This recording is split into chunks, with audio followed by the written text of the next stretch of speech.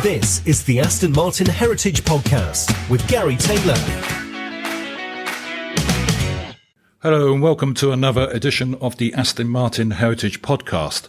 And we have a very special edition today because we are covering a brand new Aston Martin. And here we are at the British Motor Museum again.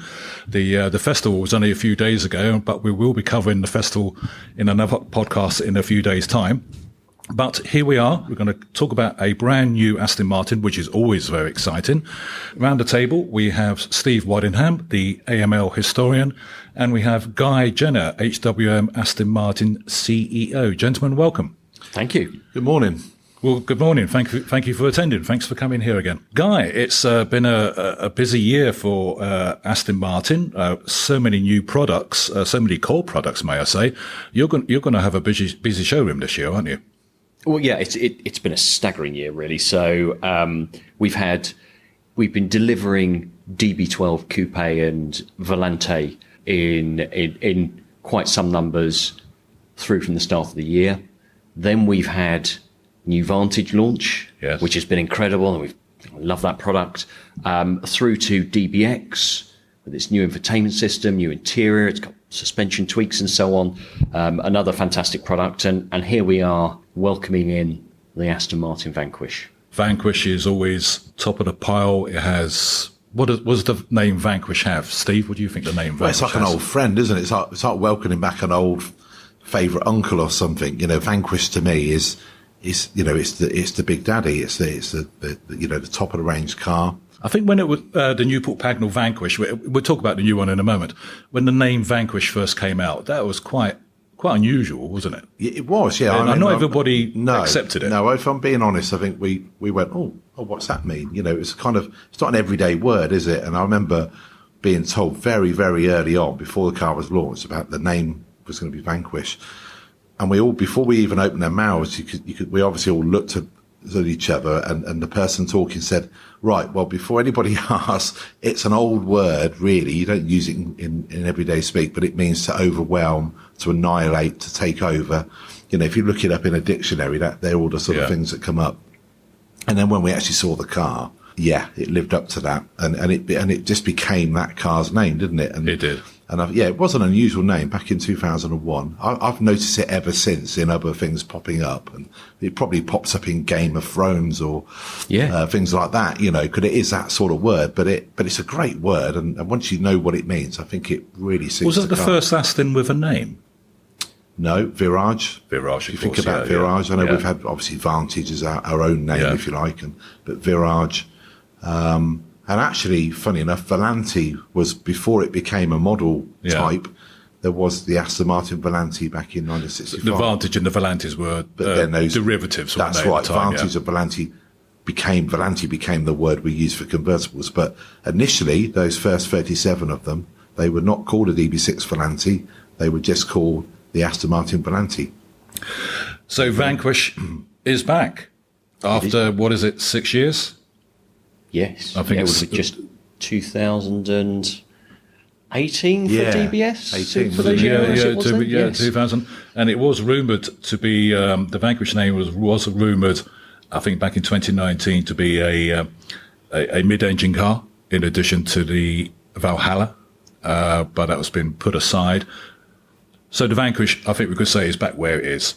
Let's talk about the new Vanquish, released on the 2nd of September. Yes. Guy. Well, I think the colossal news for us is the fact that the V12 engine lives on. Yes. And we can talk a little bit more about its performance as we go on. But the big thing is, I mean, this is, although it's a 5.2 litre twin turbo V12, which is the same configuration as DBS, this is a completely new engine. So for Aston to invest in a new V12 for this era, I think is massive news and great for us petrol heads. That's quite a commitment, because you often hear that investment in IC is it's just not happening, or it's going backwards. Yeah. And for a small manufacturer like Aston to invest, and it is a brand new V12 engine, isn't it? It is a brand new V12 engine, and it's Aston's own engine. Some people get mixed up, but the V8 is AMG sourced. We might play with it quite a bit, but the V12 engine is is Aston lineage and Yeah. brick built. Let's go through some of the performance figures before we go on to the styling, the aesthetics of the car. Quite punchy. Yeah, I mean, you could say that. It'll get the job done. We've got Still 5.2. still 5.2 litre twin turbo. It puts out 824 brake horsepower, which is quite a lift over DBS. DBS was 715. The DBS Ultimate was 770 PS, so I guess that's 260, 263 brake horsepower. But the other thing that it puts out is monstrous levels of torque. Yeah. So it puts out 1,000 newton meters of torque. I mean, to put that in perspective, a Valkyrie puts out 900 newton meters of torque. So I mean, this is just a torque monster, and it creates it from 2,500 RPM up to 5,000 RPM. So you've just got this colossal mid-range muscle, and that was, to be fair, that was something that was really present in DBS. DBS was one of those cars that, I've actually done 200 miles an hour in a DBS. Have you? Wow. I mean, on a runway, not on the way home. Yeah, of course, yeah. My lord. Yeah, absolutely. Yeah.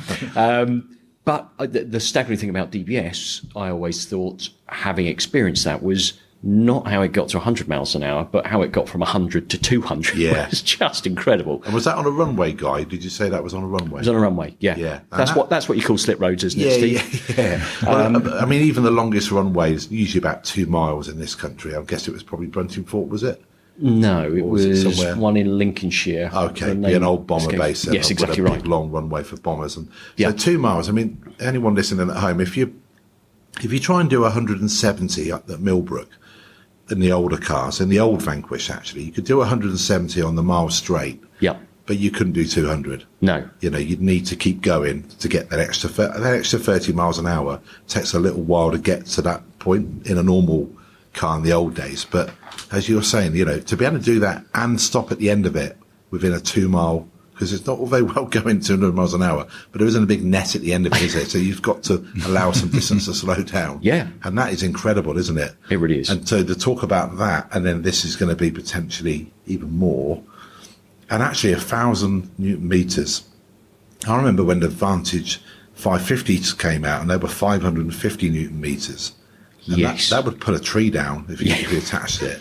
Yeah. And that's like almost half. Yeah. And that would pull away in any gear almost. I mean, so yeah, it's staggering to think that that's on tap. What was the Absolutely. horsepower of the original V12 that went in the Vantage? That was 420. 420. I thought it was 4. Yeah, back in DB7. Then it was 6 litre. Yeah, and then it was 460 in a Vanquish, and then the Vanquish 520 S was for S, 520, yeah. wasn't it? Yeah. Yeah. But that's in old money, and that was obviously naturally aspirated. And a great. I mean, you'd never get out one of those and think you need a bit more power. At risk of sidestepping, the V12 engine has been very much identified with Aston Martin, hasn't it? And it's quite unique because it's a relatively modern engine. As Steve mentioned earlier, it came in with DB7, which was late 1999, something Well, like the that. funny thing is that that V12 engine was first seen in '98, Yeah. and this year it's 25 years of DB7 Vantage, so Yeah. that's 25 years since the engine went into production. Yes. So we effectively showed it a year early in what was the Vanquish concept car, which was known as Project Vantage. So yeah, it's done a quarter of a century. I mean, the worrying thing is we're all starting to look a little bit older than we were. Well, things that we were involved with are now being celebrated at festivals. It just seems so recent. You talk of Ferrari know. V12s, they seem to go back eons. Yeah. Yes. Whereas the Aston Martin V12 is very much identified now with Aston Martin as their flagship engine. Other stat, I mean, 0 to 62, I'm not sure how relevant these figures are these days, but 0 to 62 in 3.2 seconds and a top speed of what, Guy? 214 miles an hour. And I agree, it might be a personal thing, but I'm never that bothered about 0 to 60. I mean, frankly, this is a rear-wheel drive car still, which I love, and we can talk about that in a moment. But the more interesting stats and where our cars have always performed phenomenally, it's mid-range punch, that overtaking punch. So it can get from 50 to 100 miles an hour. Not that we'd ever do that, obviously, on On a roads. runway. We're back to the runway again. Oh, okay. 50 to 100, 3.7 seconds. The other interesting stat is 0 to 124 miles an hour is 8.8 seconds. Now, to give that some perspective, Yeah. a McLaren F1 did it in 9.2 back in the day. And I remember when, if a car did 0 to 60 in 8.8 seconds, it was deemed It's quick. Yeah, absolutely. I think it was a Ford Puma that did it in 8.8, and that was quite a quick little car in its day. But that was out of breath at 60 in 8.8 seconds. You're talking double that. I mean, and actually, if you think about it, you're overtaking a slow-moving lorry. Yes. On an A road doing 50. Yeah. You're talking about within 3 seconds you'll be doing 100 miles an hour. Yeah. So, but from that safety point of view, all that just that effortless mid-range performance. Yeah. That's where they just come into their own. That I think we've seen it with DBS as well, where it's an engine where you can rev it out and you can drive it hard, or you can make unbelievable progress just surfing that wave of torque. And it is a safety thing, isn't it? I do think if you just want to overtake, there is something slow, and you're within the speed limits. Just a gentle tap, and you're in your way. Yes, I think that's a far more valid stat than a 0 to 62. Yes, and that is an incredible statistic. If there were one thing that I were to criticise the DBS for, and I do love it, is that it had so much power and torque, that it almost overwhelmed the car at points. Part of the fun. Yeah. But what Aston have worked really hard on is making these enormous power and torque levels more usable. Yeah, that's key, isn't it? It really is. And we started to see that at the end of the life of DBS. We had some tweaks to the 770 Ultimate, one of those being torque mapping. So in the earlier gears, it meters out how the torque is fed to the rear wheels, and sometimes less is more, particularly rear wheel drive. So it just allows the car to find more traction and more linearity in its acceleration. And that was, dramatically different on DBS Ultimate, and we will see that take another step change with Vanquish. So I think that's quite smart. The other thing they've got is a really clever dynamic stability control program. They kind of call it intelligent dynamic stability control, and it's got a 6-axis IMU, super complicated, but the easiest way to describe what it's doing is it's measuring all the inputs of the car and the G's, and rather than when traction is lost, pulling you back and turning the power off, before you start losing traction, it starts just holding back a little bit of power so you wouldn't notice it, and it makes it feel a lot more progressive. So it kind of helps you go faster rather than pulling you back in times of applying a lot of power.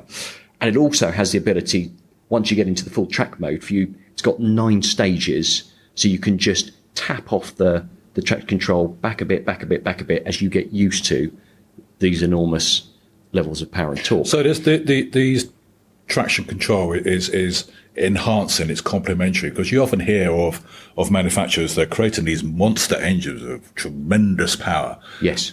And then the other end, chassis engineers, are spending all their time dialing it down to make the thing drivable. It's not happening here, is it? No, it isn't. No, and the key is it's just allowing you to access that power by bit, and the car is really configurable. So you can set up all the modes. What's between the engine and the rear axle? What gearbox does it have? It's got the ZF 8-speed. Again, a new variation of it that's faster and 8-speed automatic. Automatic, yes, quite right. Yeah. It's a really good, strong unit, and it's slick and it's smooth, and it can take that massive amount of torque. That's the other critical thing. It's a really strong gearbox, but mounted at the rear, Gary, for good weight distribution. So it has got fantastic weight distribution. The thing that really pleased me when I saw it, and I always do this, if I'm at a motor show and I see something sporty, I pop the bonnet and I look at where the engine's mounted. Yeah. And if it's hanging over the front axle, I walk away in disgust. That's the end of it, isn't it? Yeah, not interested. Yeah. But anyway, the packaging on Vanquish is fantastic. So the big thing when you look at this car is the presence of it, because it's got this long bonnet. It's 80 millimetres. They've stretched the chassis over and above DB12, and my goodness, it gives it some presence. What it allows Aston to do is to mount the engine comfortably behind the front axle. So they're managing the weight really nicely. So it's got pretty much 50-50 weight distribution. Really slick. But that styling's something else, isn't it, Steve, in terms of when you see it in the skin? It is. Obviously, nowadays, with what I do, I'm constantly looking at old cars, maybe, or not always old cars, sometimes cars that are fairly recent, but nonetheless, I'm looking behind me rather than necessarily in front. I was lucky enough to see the Vanquish as a clay some time ago, but I hadn't seen it fully finished. I'd seen the disguised prototype cars, which if you live in Warwickshire, you'd have noticed them out on the roads a lot in the last few months. So I was eagerly logging on at 9:30 the other night to catch the first glimpse of the car in colour. Yes. And it's great, and I saw lots of different great colour images. I was also then lucky enough to come into Gaydon the following day and actually see one in the flesh, in the metal or in real life, and yeah, it's fabulous. It looks even better in real life. And then I was even more fortunate. I walked around the production line to look at something else while I was in there, and of course there's a few out there now on the line in different colours. Is it going to be made at Gaydon? Yeah, absolutely. Yeah. And I was watching some of the guys working on them and a couple of finished cars, and yeah, absolutely amazing. And actually, for me, one of the kind of real sort of tests for any of our designs, you see it in a colour that you're familiar with. Yeah. And I saw one in a real classic Aston colour scheme of a sort of mid-silver grey with the most gorgeous chrome tailpipes I think I've ever seen on the back of it. Yeah, they're lovely, the quad exhaust, aren't they? Yeah. With the bright grille and just what we would call, the proper sort of classic specification for an Aston, silver wheels. Yes. And it just looked literally so elegant.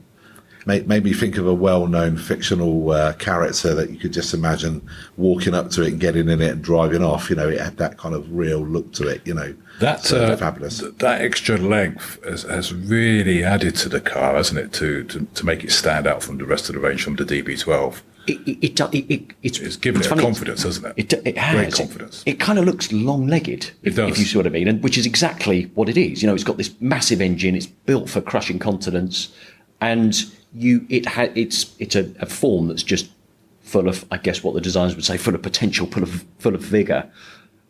And it has a sort of grandness to it that the extra length adds to it. Is some of the extra length in the wheelbase? Yeah, it's all in the wheelbase. It's all in the wheelbase. Yeah, Okay. yeah. Which is important dynamically, and it's important from a packaging point of view, but actually it's important from a stance point of view. Yeah. The car's 10 millimetres wider as well. Doesn't look it because of that extra length. What's really smart is that it's actually slightly narrower than DBS, and that's because Aston had these new beautiful mirrors that are more compact than the old ones. Yeah. And they're kind of, the mirrors, when you look at them, they go right to the edge of the mirror profile.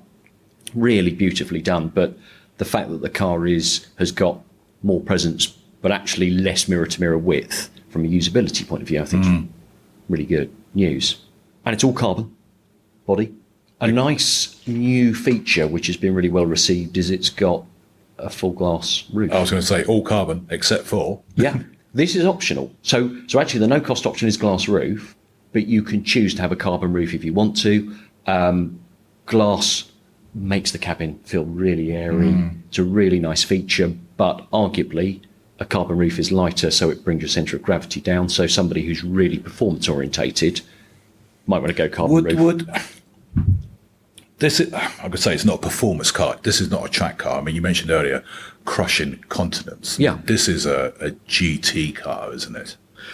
Well, it is, but I think there's definitely a level of dynamic ability in there that is next step on from DBS. And I think Aston have definitely spent a lot of time on this. I will definitively be able to answer that question because I get to drive it in Rome on track later in the month. Strange enough, I'm available then as well. But reading the specs and everything they've done with it, the big thing with Aston, it's always been the way, but every generation of car has a broader and broader breadth of ability. So i.e. the ability to go from comfortable all the way to sporty and kind of a track mode, as it were, and an intense. So I think with this generation of Vanquish, we will see that it has the ability to be even more aggressive than anything else we've had as our top Super GT. But I think it will bring more comfort too. Can we walk around the car? I mean, the front of the car is, again, a huge Aston Martin grille. It's the norm these days. Do you know that's driven by function rather than style? So it's not necessarily Aston saying, well, look, we want to go bigger and bigger on grilles. These colossally powerful engines need more and more cooling. Right. So the big push is to get as much air in the front as possible to keep that engine cool. But it does look great. Yeah. And I think I have mentioned that I think if you look at the Vanquish, the DB12 and the Vanquish face on, I think you may struggle at first glance to split one from the other. Yeah. Which is no bad thing, because Aston Martin, to produce so few numbers anyway. Yes. In cars, and it's identified as an Aston Martin, and that's the main thing. If you're belting down the Autobahn, you see one in your rearview mirror, that's an Aston Martin. You're not too concerned whether it's a Vantage 12 or a Vanquish. But walking around the side, look at the side of the car. You mentioned the extra length. When I saw the side profile, had a sniff of 177 in it, to me. I mean, there's a lot of influence, Steve. You'll have your views, because we pick up on different things. So interesting. Yeah. The thing that my eye goes to with the front grille, which perhaps in images you don't pick up in the same way, is there is a pronounced shark nose to the top of the bonnet above the grille. Okay. And you look at a DB4 GT Zagato in the same way, and it's got that same shark nose top to it that is quite pronounced. Oh, yes, I've just looked at that in detail. I've just looked at another picture in the magazine. I could see that sort of slight lip at the top. Yes. Yeah. It's a subtle but lovely detail. So, yeah, for me, that's what jumped out at me. You saw 177 at the front. What about you, Steve? What did you say? It's a bit like when you watch somebody that knows about wine and they they sniff it and they can smell different, a bit of peach and a bit of this and a bit, it's a bit like that with an Aston Martin when you look at it and you can see a little bit of DB4 GT maybe even a little bit of the old project cars. For sure. The rear, I was definitely getting that. Oh, well, we're coming to the rear in a moment. We'll talk about the rear in a moment, but there's definitely a little hint of that. And then, of course, so if you're thinking the project cars, and again, for the listener, we're talking about DP 212, 214, 215. Yeah. A trilogy of cars that were basically built to kind of push things a little bit in motorsport again, briefly in the early 60s. And then from that project, the one thing that came from those projects was the aerodynamic development, which found its way onto the DB6. Yes. So actually, put a DB6 alongside this car, and then walk around it, and I guarantee anybody passing by, even if they don't know much about cars, they would see a family connection and probably quickly work it out that is that the new one and is that the old one, and I think you would see more than a little touch of family resemblance. I think that's lovely. Yes. It's interesting to say the DB6, because we're coming to the rear in a moment, but the rear light, the rear side light, what's it called? By the the rear quarter lamp. Rear quarter lamp. That's it. Rear quarter window, I should say. Rear quarter window. It's not the traditional curved. It does have an angle to it, and in my mind. And I was thinking, what are you on about, Gary? It had a DB6-ish vibe to it. And of course, then let's talk about the back end.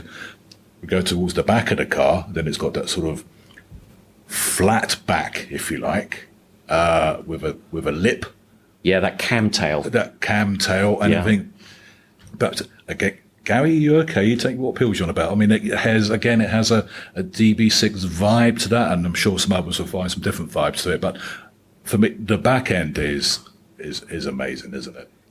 I mean, the beauty of... So what I love about it, first of all, as an overall design, what we don't have is a DB12 plus, like a DBS might be. It is its own model. And probably part of that is because DB12 is so capable, so adept. It's wide body, it's super powerful. It needed to be its own car. So we're seeing very different So it has its language. own platform, own engine. Yes. And own styling. Yes. So when we get to the back, for me, I see DP214. Steve will be able to talk to us about that. For me, it's one of my favourite Astons. I'm going to say it's one of the prettiest Astons, and I have to say one off because, I cannot say the prettiest Aston because there's risk of assassination if I start saying things like that. But one of the prettiest Astons, I adore it, so I love those lines. The interesting thing is it's got this shield, they call it, at the back. Quite a dramatic element that goes over the whole of the boot lid. It can be in carbon, it can be in body colour, it can be in black, which can change the look of the rear dramatically. And then it's got these wonderful light bars down either side. I think it looks so dramatic and so different. And that shield is a clever designer trick. So not only is it very reflective of the styling of the DP 214 and probably other DP cars, but it hides the shut lines. You've got a very clean back end. So, I mean, I think it's a stunning angle of the car. Yes. Yeah, I mean, actually, when you think about tail lights, if you think back over the last 20 odd years, most of the tail lights on our cars have been kind of landscape in terms of that they run sort of across the width of the car and sort of meeting it towards the middle where the number plate would sit. Whereas this one, a portrait, so they're stacked tail lights effectively at the back. Yes. And again, me being me, I was looking at the car the other day, and I thought, hang on a second. And again, it struck me obviously. If you think about the shape of a DB6 rear lamp, Yeah. vertical. Yes, vertical. Yeah. And where did that come from? From the DP cars. Now those were functional racing cars, so they just had very small Lucas round indicator, reflector and a stop tail light, because they were just purely for racing. Yeah. So when they made the production version, if you like, they went for the type of lamp we used on the DB6. So for me, again, that's another kind of nice welcome nod towards a past design, but without it trying to pretend that it's a modern day DB6 or a modern day. I'm quite 215. fascinated whether the designers who've done this car and they're listening to this podcast or we have no views. What's Steve on about? I mean, I think they might be smiling at this point. DB6, we had no idea. They probably maybe, but they may not have realised. They may have just looked at the project cars for a bit of influence and a bit of inspiration, but may then not have made the connection that actually the production car resulted from that sort of 3 years later, or 2 years later was actually the 6. Yeah. But it doesn't matter. The fact that I know for a fact that all of my colleagues are always looking at the history, but we'd never try and copy it. I agree. Do you know what? Funnily enough, I was just reflecting that I think you could know nothing about Aston's history and you could look at the car and in isolation, it's just a beautiful modern design and you take it as that. It's really only through knowledge of previous models that you start to pick out these bits. Yeah. But you don't need to know them to appreciate the car, do you? No, you don't need to sit an exam to buy an Aston Martin. You don't need to be qualified that you know all the old cars from the past. But what does help is if you look at a car and think, oh yeah, that's an Aston Martin. Yes. Well, I think you could cover the why, badges on these. Quite big badges now. Yeah. You can cover your hat, remove all the badges, and people will say, yeah, that's an Aston Martin. Agreed. Absolutely, yeah. Exactly, yeah. And I think it's great we've obviously moved the design completely on again, but with it looking just in the nicest possible way, a little bit of familiar look to it, which is no bad thing, is it really? Why would you not want to look like some of the things we've done in the past, Do you know the other thing I'm over the moon about, because you talk about the familiar, is that Aston have added in some old favourite colours to the palette now. Yeah, sort of heritage colours. Some heritage. It's so good to see them back. So, for example, you can have tungsten silver, which is a wonderful colour. It was enormously successful in Astons from kind of DB7 onwards, maybe a bit earlier. Tungsten. Well, it was funny. Tungsten was formulated for James Bond. So when we made the colour for Die Another Day, yes, if you think back to 2001, the Vanquish was launched in a colour called Sky Silver, with an E on the end, as in the Isle of Skye in Scotland. And a very popular optional colour at the time that people were ordering was Ferrari Grigio Titanium. Yeah, which was had a bit more blue in it, but it had a really amazing sparkle, the lenticular, as they call it, in the metallic. And so people were ordering it, and when we showed the two colours to the Bond film producers, when we were looking at specifying the car for the film, they more or less said, well, can we have, we like the greyness of Sky, but can we have that sort of metallic from that colour and put it in? And that's really what we did. We kind of went away and in the lab mixed up the colour, and then we named it Tungsten. And in fact, when the 4 cars came down the production line being built, they just had on them, written on a piece of paper hanging on where the windscreen fits, it just said Bond Silver. And I said, hang on a second, we can't leave that on view in the factory, because this was before we announce exactly what we were doing. So they quickly named it. I remember being in the office when we named it Tungsten, and someone just sort of called it Tungsten, and that was it. Done. There was no committee back in those days. Yes. And I remember thinking actually it was a bit of an underwhelming name for what was an amazing colour, but that was it. There was no debate. It was tungsten silver from that moment onwards. So, Guy, you're saying the classic names, the classic colours are coming back? Yeah, so we've got Casino. I've seen a lot of greens being posted around it. Greens are coming back, are they? Very much in vogue at the moment. But Casino Royale, another Bond colour, that was launched on DBS. Yes. V12 manual, so that's a wonderful colour. But green's Chiltern Green is back, and that's beautiful. Chiltern Green. That'll look amazing on Vanquish. That would do. Any Aston Martin in Chiltern Green will look good.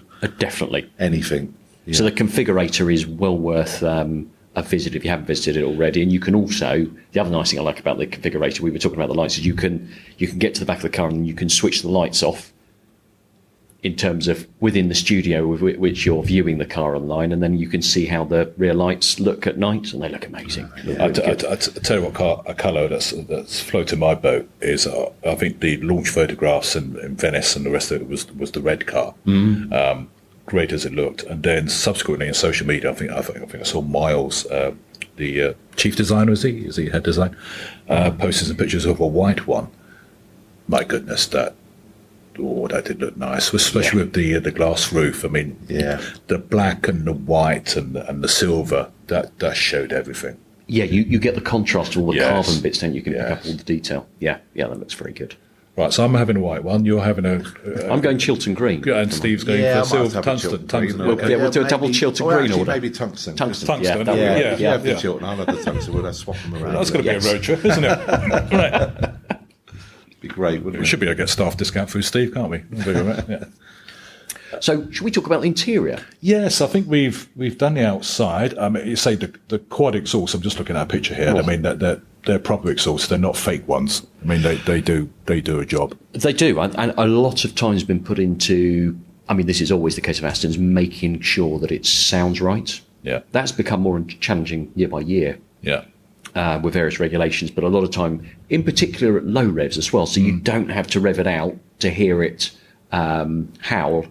And there is a titanium exhaust option as well, which is 10 kilos lighter, but changes the tone again. Again, with previous V12 engines, if you hear them on a titanium exhaust, it's quite a different sound, but that will be more vocal once more. Okay, right. Well, let's open the door and let's have a look inside. So, so I've got my white Vanquish. Where'd I put the grandkids?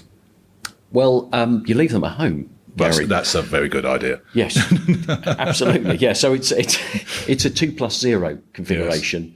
Yes. So there's luggage space behind the front seats, which is very reminiscent of the original DBS V12 manual, which was 2+0 when at launch. It did change to 2+2 later in its life. So there are options to have special luggage behind the seats, which looks very cool. I have seen that. Those I think it's about 4 items of luggage with the straps and the buckles. I mean, it does look good. Very tailored. And when you think back to those DBSs, Guy, what's the most sought after DBS out of all the different configurations of DBS? Talking about the Gaydon. For me, it would be a DBS 2+2 B&O manual. 2+2.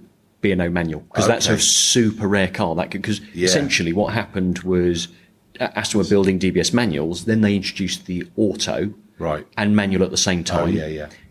B&O became standard. Yeah. Rear seats became a +2 option, which they hadn't before. But 90% of people were ordering autos. Yeah. So very, very few 2+2.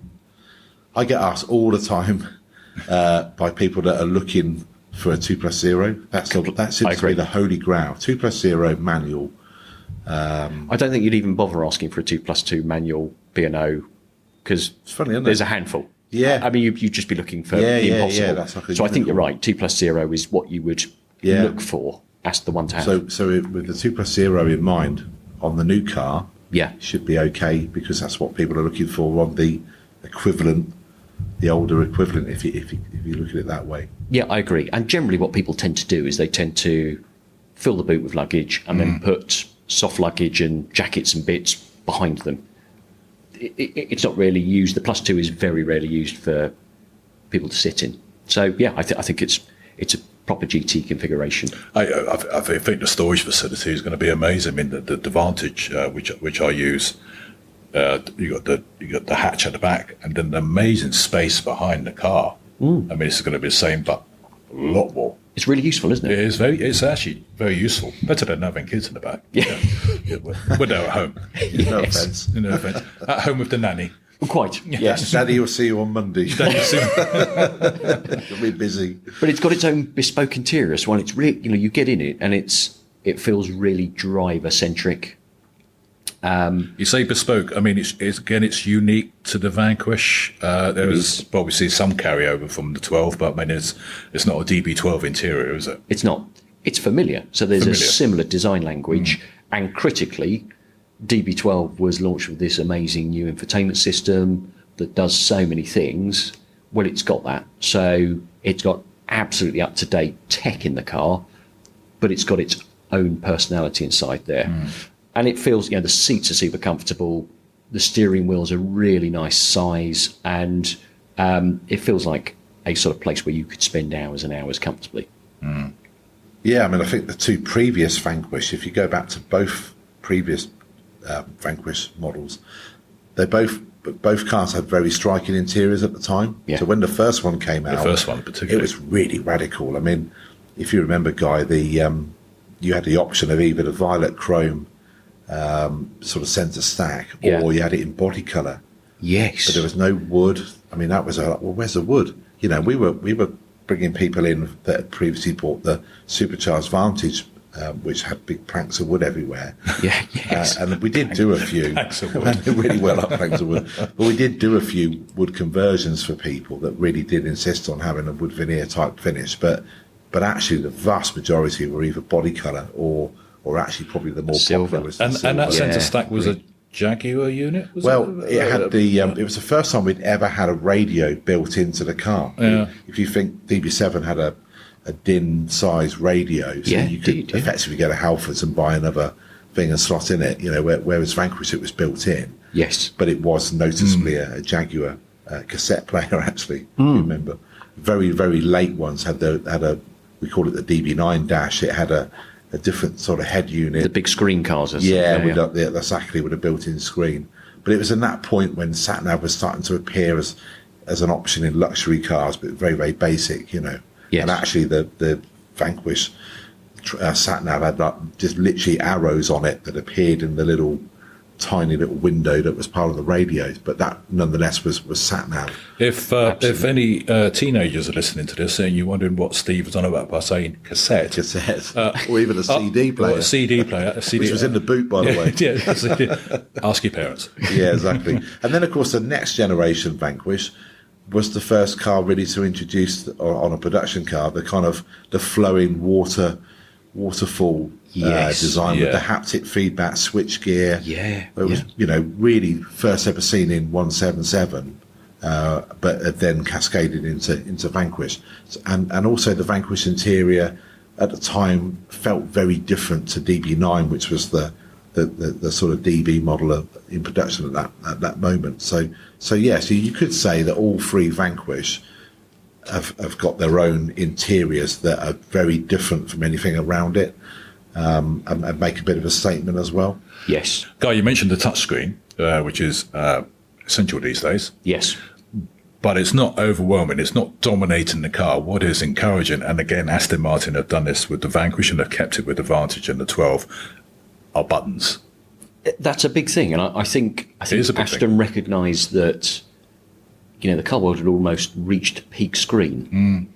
And there's a point where, manufacturers are removing buttons from everywhere and making their cabins as clean as they would describe it as possible. But you end up having to go into a touchscreen screen facility to operate all sorts of basic controls. And Aston absolutely didn't want that.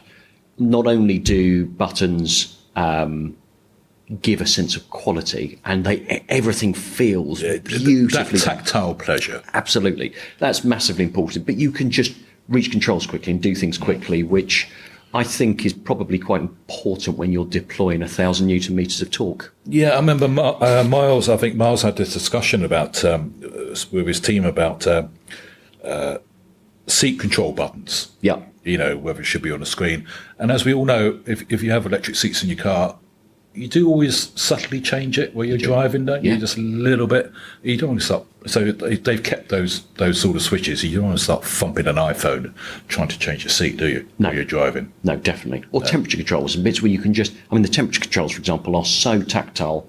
You know exactly you don't need to take your eyes off the road. Exactly. When I drove up here on the car, I could just reach over and just lock it down one or two, just without taking the eyes off the road. It becomes a nightmare to change these things. Yeah, I think you'll see.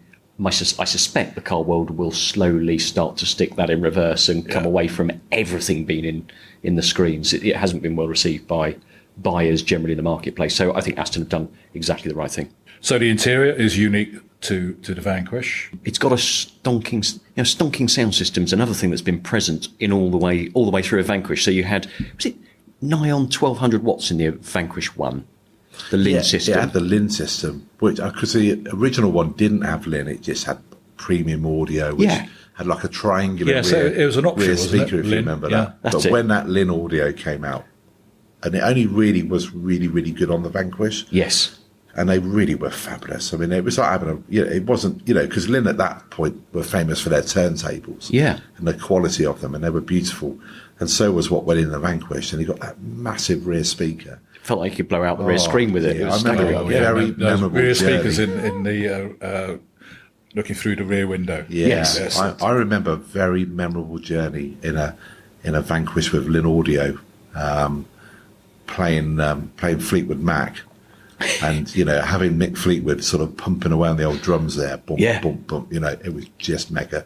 But I recently drove a car with the latest hi-fi in it, a DBX 707. Ah, yeah, with the new Bowers and Wilkins system. And that was mega as well. In fact, that was the first time in years that I thought, wow, I could really hear individual instruments coming through the speakers, and fabulous. Super crisp, super precise. Very good. So if that's anything to go by, and in an intimate space like a Vanquish interior, bring So it is on. this going to be a standard kit? Standard, you don't get to upgrade. It is. Oh, well, that's good. Yeah. Yeah. So it's an 1170 watt system. Again, all of this tech is incredibly complicated, but it's so precise and so crisp. The in-cabin acoustics are amazing. Yeah. So, Guy, it clearly is an Aston Martin, and I think I said earlier, if you just put your hand over the badges and you can still identify it as an Aston Martin. At the back of the car, we don't have the wings. We have some beautiful lettering there. Yeah, it does the Aston script. I think we don't have wings on the back of the Aston Martins. Haven't been for a while now, as I think it seems to be a trend. But on the front are the classic Aston Martin wings, which I think were updated 2-3 years ago.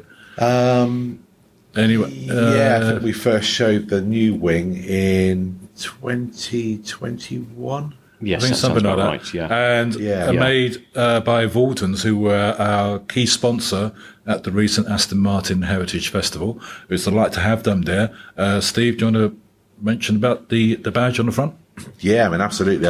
Our hallmark badge, the thing that you'll find on every Aston for many, many years now, that those front all rear badges, if they've got them, have been made by hand in the jewellery quarter of Birmingham by a company called Vauntons.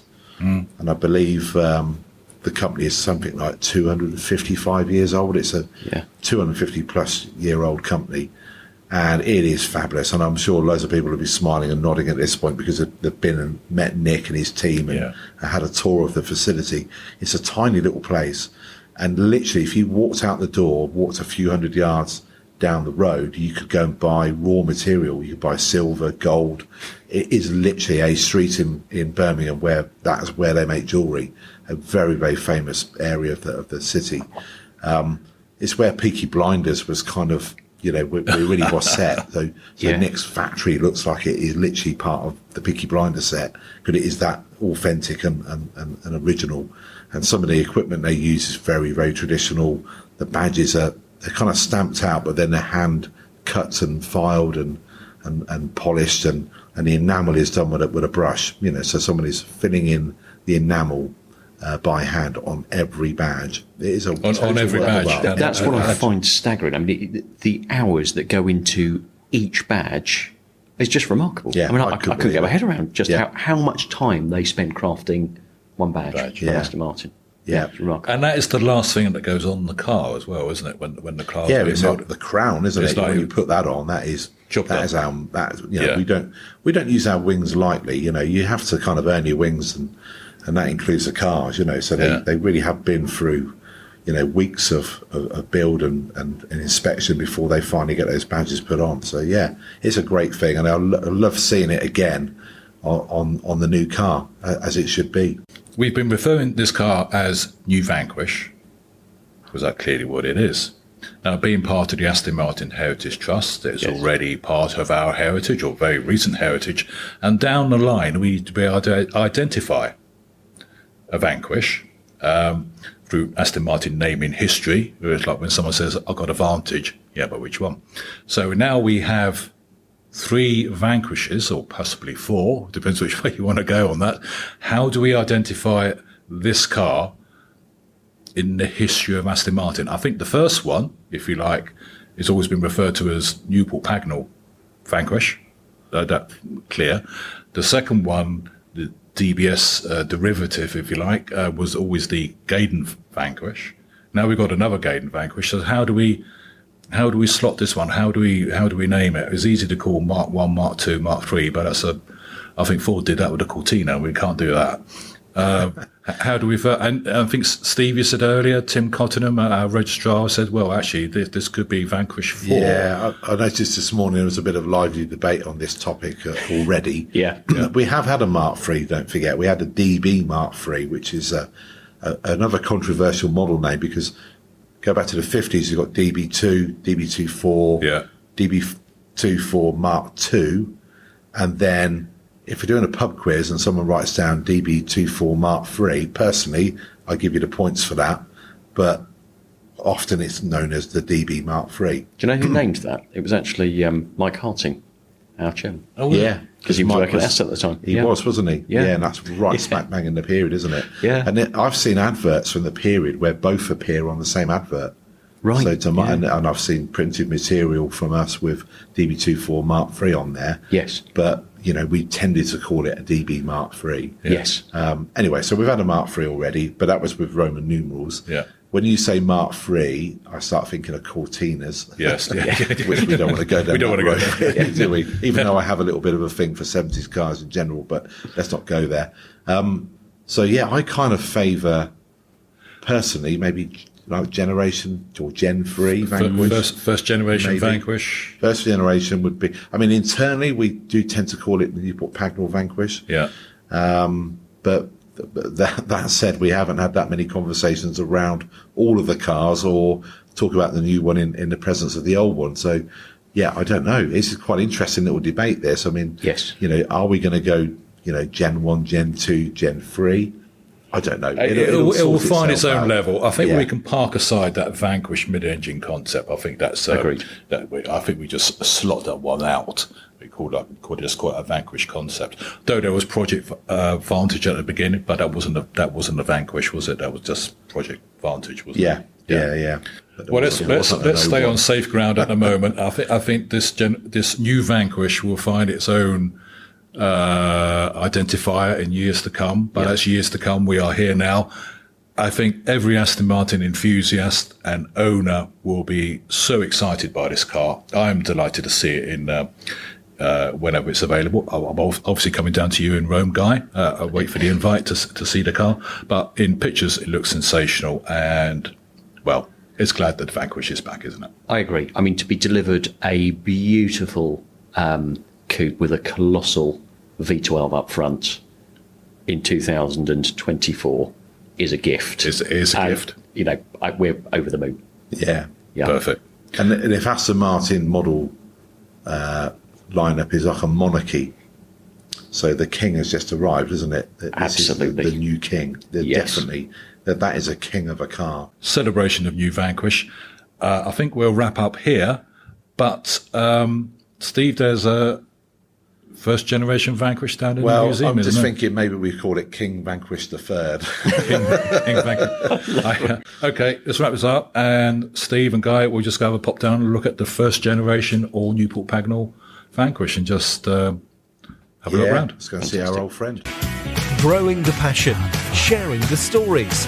The Aston Martin Heritage Podcast. And in the British Motor Museum, they have a 2001 Vanquish. Yeah, so we're actually looking at, having just discussed the colour, this looks like tungsten silver, Steve. Is that what you're seeing, or is this Grigio? Sky. Oh, Sky, is it? Yeah, right. Very early one. Sky Silver. Yep. Yep. So from the first batch of cars that were built, I can't remember the exact number. There was a fair old chunk of these, and virtually all of them were Sky Silver. Yeah. And they normally all had different sorts of interior trim. But this was a left-hand drive car, and I think this might have been the car that we took to Geneva. If not, it's almost identical to the Geneva show car. It's just a lovely car, and I think it's got the sort of chestnut tan interior with the thing at the time that was fairly controversial was the Alcantara, the quilted Alcantara, which you didn't have to have, and it was slightly off the back of the Le Mans supercharged Vantage that also had the option of Alcantara. Is it a two-seater? It is. So I was about to say that it's a 2+0. Yeah, So it's not unusual to have 2+0 in a Vanquish? No, absolutely. And again, you look at that rear shelf and there's lots of nice soft luggage space, which is ideal for a tour. This car, 20-odd years old, 20 years plus, still looking good, isn't it? Yeah, for me, I always describe this model as a handsome brute. It's not pretty because it's not delicate. It's got this searing muscle to its body, but I just think it's stood the test of time incredibly well. Real presence. So that's the other word I would say about the true test of a car to be a Vanquish is it's got to have presence, and this car has. I mean, even now, you park a Vanquish in the car park at work, and people are automatically drawn to it. Oh, it's a Vanquish, you know. And the same with the second generation car. Yeah, I think the same can be said for that. Yeah. And I instantly saw the same thing when I saw the new car the other day. It literally has the presence and the decadence, if you like, of making it worthy of the name Vanquish. I've just noticing the price on here because the new Vanquish, I think, has been held around £300,000 in the press. I mean, obviously there'll be options, and we're looking at the price of this one. It says 158, and that was 20 or 25 years ago. Yeah, and if you remember though, back then DB7 was 100, thereabouts in round figures, and maybe a little bit less than 100. So you know, it's a significant amount of money on top of for what was really another 40 brake horsepower, if you were going to be brutal about it in those terms. So yeah, it was a big chunk of money back then. Well, you say horsepower, we're just looking at this thing, as we said earlier in the podcast, 6 litre and a mere 460 horsepower. Yeah, which at the time was, you know, probably as much as most people needed. And I think the top speed on these was in excess of 190. Yeah, but it was a great car, great car. Do any of these appear in your showroom? Yeah, they do actually. Funnily enough, we've got one waiting for handover at the moment that we've just sold an early Vanquish of this era, and it's still a lovely car. I think the new owner's going to have a lot of fun with it. This is a walk around this one. I mean, it started at the front as we did a walk around through the photographs of the new Vanquish. The badge, the iconic badge, looking quite small now, isn't it? It is, yeah. I mean, the badge has grown in size over the years. Still a sizable grill on it, though. Yeah, but the badge is in proportion to the size of the car. Yeah. And all cars have got a bit wider, so badges have got a little bit bigger to fill up the... Otherwise, if you put that badge on a modern Aston, it would just look almost like it was a sticky label. It just would be sort of lost on the front of the car. OK, let's just go down the side. I think one of my favourites, and just go around here, one of my favourite details is the filler cap. I've always loved a huge filler cap and a lovely chrome item. I think that is beautiful. And the back end is... Well, having a look at the back end of this one, you can see the hints maybe in my mind to the new Vanquish. Yeah, I guess so. I mean, you know, there's a sort of an overall shape, isn't there, with like the rear window shape, etc. But as we said earlier about the tail lights, these ones are a sort of landscape. And, of course, the new car's got the vertical portrait, if you like, size of rear lamp. So yeah, and those rear lamps, they were unique to Vanquish. They weren't off anything else. There's a famous story about the car was very nearly launched with Ford Cougar or Mercury Cougar rear lamps, and luckily at the last minute Dr. Betts said, no, hang on a minute, we can't do that, we need to find some more money and we need to tool up a unique lamp, and that's what we got for Vanquish. I think one point for me is we mentioned the rear arches of latest Vanquish and how that reflects of Aston's gone by. Well, that's my favourite line on the original Vanquish, is this shoulder here, and I can see a bit of DB4 GT Zagato in this rear shoulder. Yeah. Let's have a look at the interior, because we can't get in the car, but a little bit of window open. So I think one of the first with the infamous paddle shift. Yeah, we have covered this, haven't we? We have. There's a video that is well worth watching on the Aston Martin Heritage Trust channel about driving the Sport Shift gearbox. Actually, if you know what you're buying, you know how to drive it, it's absolutely superb. But you've got to watch the video and you've got to understand it. Do you know, it'd be lovely seeing this car here, perhaps at some future festival when there's a trigger point for a Vanquish. We can get the 1, 2, 3 Vanquishes together. What's happened to the Vanquish concept, Steve, the mid-engine one? Yeah, I mean, it is what it is. It's a concept car. Really. Does it still exist? Is it parked away somewhere? It'll be tucked away somewhere, I'm sure. Yeah, absolutely. Well, I think it'd be great to have the 3 core cars and then perhaps the Vanquish concept. I don't know, but certainly if we could have the 3 core cars there at some sort of festival, a Vanquish celebration when we find a trigger point, I think it'd be lovely, because these are king of the hill, aren't they? Aren't they just? Yep. Oh, absolutely. It is, as you say, top of the Aston Martin core range, and a car that we've got huge affection for. Any final thoughts, Steve? Well, I was just going to go back to what I said earlier about the monarchy, really, of Aston Martin. And if you were walking down a imaginary corridor of oil paintings of former monarchs, that this one would be smiling down at you, and you'd go, "Yep, that was a good one." And I think the other 2 namesakes are equally revered and will be forever. The Generation 2 car, for want of a better description, I think is already a modern classic, and I can see it instantly in the new one. I really can. Yeah, indeed. Gentlemen, thank you very much. Discover more about the story of Aston Martin, the cars, the people, the history with the Aston Martin Heritage Trust. You're always welcome to visit us at our museum in Oxfordshire, so find out more via amht.org.uk.